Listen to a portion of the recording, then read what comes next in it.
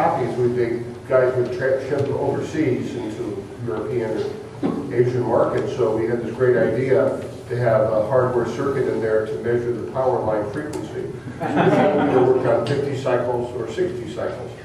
So we went to a trade show in Japan, I vaguely remember this, and I was responsible for setting up this prototype. I forget which game it was the first one to use that.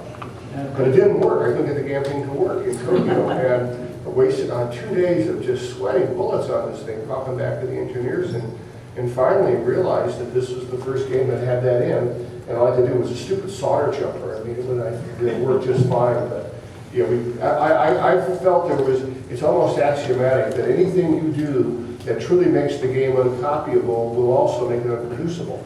And if it isn't unproducible, it can't be copied, you cheated. So we only did so much. The funnest one I ever had was the first attempt was when we did the driving game. And we put some innovations in there, and we had the ROM chip, the EA ROM for the driving game, and it was a custom chip. So they said, what part number?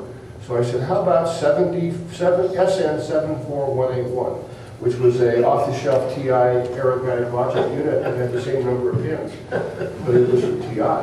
So we put this thing on the board, and you're the guy. Yeah, and all of a sudden we started getting calls from our friendly distributors saying, gee, I go and put one of these 74181s in and it just blows up. It's a part that like 12 volts going to it, you know. CMOS was a loss of part. Oh, why would you want to do that? Just get them from us, you know. Oh, well. And then people would call EA, because the EA logo, Electronic Arrays logo, was on the part. And then we knew who was trying to copy our games. It was really quite fun to see how they could never get them working. In fact, I was in France with our wonderful distributors in Paris, and they finally, after a few bottles of wine, came up with that question, and I told them what I did. Because it caught them too. But they would cheat, they would steal. It was good sport. Way in the back. In the back, either. Yeah, what was Atari's best-selling video and pinball machine? Superman was What was the best-selling pinball? Superman was the last one, and we did like an easy 3,000 units, and then we just shut it down. What was the best-selling video game? It would have to have been either Asteroids or Centipede. How many were made? 180 to 100,000. It was Asteroids. Asteroids was more than that. I'm pretty sure it was Asteroids. Maybe Asteroids probably, and maybe if you threw in Asteroids Deluxe with it. But they were really two separate games. Yeah, right next to it. What was their worst business decision? What was Atari's worst business decision? What was Atari's worst business decision? Oh, I got a quick answer on that one. Probably, I don't know, maybe pinball. I've got, no, I'll remember this one. The breakout was actually designed by, first iteration by Steve Wozniak. On a bet. No, it was a contract. I mean, Yeah, contract. it was mostly by Jobs, but Jobs doesn't have any. Jobs played games while Wozniak didn't work. But after that, Jobs came in to Nolan and said, hey, I'd like some investment money. You know, we got this idea for a home computer, and Nolan came up with the basic answer of, who's ever going to... It wasn't Nolan. It was, no, I wouldn't. Jobs was working for me, and he wanted to pitch this idea for a home computer. And I thought it was fun because I'm a nerd and I'd like one, but I couldn't see anybody, normal person, would ever want to buy one. And we were just getting the consumer division going at that point. Anyhow, so I wouldn't set Jobs up with Nolan because Nolan would say yes to anything. So I had Joe, who was Joe Keenan, who was a real businessman. Now, Joe never got along with Steve, and it was funny because they go in this thing, and I'm waiting for this meeting, he's doing the pitch, and Steve comes out kind of ushered, kind of like, yeah, don't come back. Like, what happened? I don't know, we didn't like the idea. And then I talked to Joe, and Joe said, don't you ever bring that kid in here again. He's got his bare feet, he's picking his feet off my desk when he's talking to me. Oh, we couldn't let him on the factory floor, he wouldn't wear shoes. No, he didn't wear shoes. Change, he wears shoes now, I hear. Oh, it's interesting. It's just that the Apple I looks exactly like an Atari Game Boy. And then Atari made so many bad decisions. You gotta do things. I mean, any kind of business, if you never make a mistake, you're never going to do anything. So I mean, I think the best bad decision in my mind was video music. After we'd done the first home consumer video game, digital video game, Pong, the next game after that in the home, the chip we did was this thing called video music. And How many people here know video music? rules. How many of you have video music in your closet in the original packing? Yeah, I mean, and that was a turkey, if there ever was one. There was a custom chip behind it.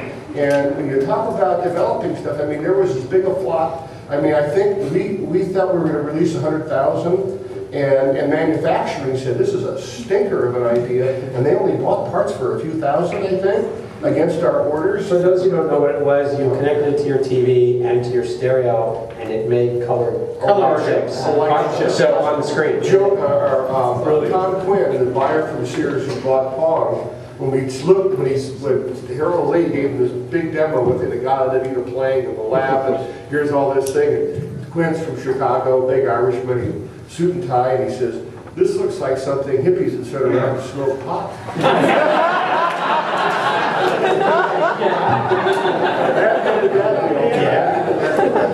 But it was a big thing we showed at the '76 Consumer Electronics Show, and it was a flop, and this was in December, the winter. And then 6 months later, we introduced the Atari VCS. And the point is that we could not have introduced something like the VCS if we hadn't had failures allowed to have failures like video music. Nobody was fired or laid off, but it was a colossal flop. I think I sold them all to, they sold them to the company store. Oh, yeah. To all the employees. I still have mine. I'll unpack it before I It was used in a music video. Was it really? Devo. Retro. You know, it was the designer, who designed it? Who thought it Harold Lee and Bob Brown. to have lots of buttons, lots of knobs, you know, you could press a lot of buttons on it. I wasn't quite sure what all the buttons did. But it had lots of buttons. And Harold and Bob was the straightest engineer we had too. You guys are really experienced with this, so I would like to ask, how do you know when an innovation is worth the risk in video games? After it succeeds. So there was one person in the company that everybody here will probably groan at up here, Gene Lipkin, the name there. Yes, he groans. Gene had this knack of just knowing. He would walk in the middle, he'd be working on something and working very hard, and he'd walk in his little review and he'd say, "Stop doing this, it's done. Just stop." And it got to the point where the engineers were so afraid of that. We used to have buttons underneath the desk, and when he would walk in, we'd press it, and it would cause the processor to fail. It was a non-maskable interrupt button, and it would just cause an interrupt. And the processor would crash. "Oh, gee, it's down. I'm sorry, I can't show it to you right now." They're so afraid you're going to walk in and just cut it off. But in hindsight, he was mostly right. I mean, which is But I would like to speak to that though too. How designs are chosen sometimes, or what causes a decision for a game to be made is a wide variety of things. Sometimes it's just who's the best pitch man. I mean, you get in and talk up a game and somebody will listen and maybe they like it. Sometimes it's if you have a prototype or some idea, people will gravitate towards it and it'll become obvious that it needs to be built. Some ideas are just outstanding from the beginning and you just recognize it and go, yeah, we need to do that. And some you should just stop doing. And some you should just stop doing. And sometimes on the other end, a real stinker at the start turns out to be quite a good game. So, What's wrong with that? most of mine. Yeah. I was thinking of that. What about Last Starfighter? I heard Atari built the cabinet, but never produced a game for that. So there was a project by a guy named Tom Hogue that he had built this he called it the game development system, and conceptually the idea was that it was built with a PDP. Never any project. So it had a big PDP computer attached to it and some really expensive graphics, and his whole idea was to build this device that you'd go and build a game and prototype on it. Everybody could play and go, ooh, make that, don't make that. Sort of to shortcut what Steve was saying here, how do you get past that quickly? So the first game they did on that was this idea of Last Starfighter, and they